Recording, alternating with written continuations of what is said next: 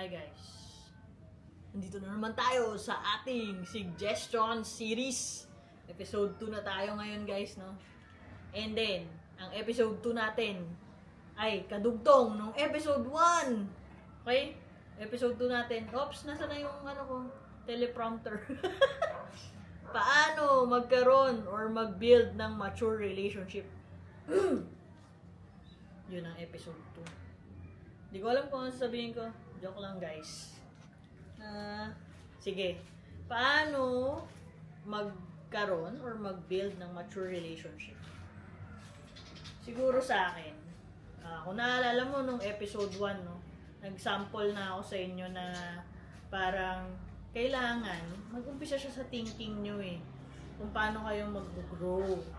So, sa relationship nyo, kailangan nyo palaging i-check yung partner ninyo. Paano yung mindset niya? Paano ba siya mag-isip?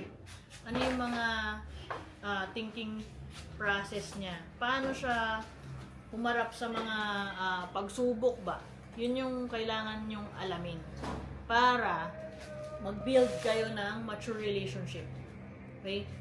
Kasi yung mature relationship talaga is kahit anong mangyari, kahit na may mga pinagdadaanan kayo, mas yung goal is ayusin nyo yun, matuto kayo about it, and then mag-move forward kayo.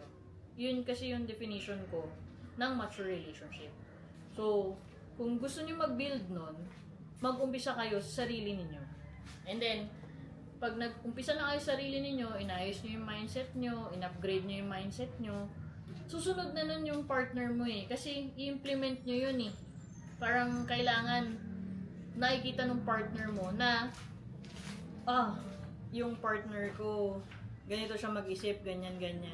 Mahahawa na siya kasi kung palagi kayong magkasama, in sync kayo ng pag-iisip, ganon. So, kahit na immature yung partner mo, darating sa point na magiging mature siya. Kasi, kung palagi kayong mag-uusap, makukuha niya yung paano ka mag-isip nang hindi niya namamalayan, no?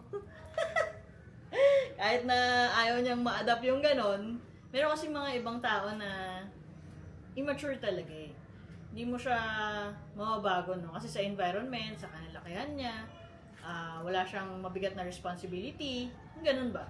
Pero kung palagi mo siyang sinasama, palagi mong pinapakita na ganito yung way of thinking mo, paano ka mag-isip, mahahawa yun in a way. Unti-unti mahahawa yun Tapos ma-realize mo na lang na, oops, in sync na kami. Parang sa halaman ba? Pag nag-aalaga ka ng halaman, dilig ka lang ng dilig, di ba? Hindi naman dilig ng dilig. I mean, bantayan mo siya, alagaan mo siya, diligan mo siya. Tapos, di mo mamalayan, namumulaklak na siya in time, di ba? Meron talagang right timing sa lahat So, tanim ng tanim para umani ka. Hindi double meaning ulit Magtanim ka lang ng mga good deeds, ng mga small something na pwedeng pag-isipan ng partner mo para mapunta kayo dun sa mature relationship. Yun ang aking payo.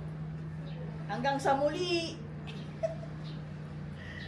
Comment kayo kung anong gusto nyong pag-usapan natin sa susunod na suggestions. Bye!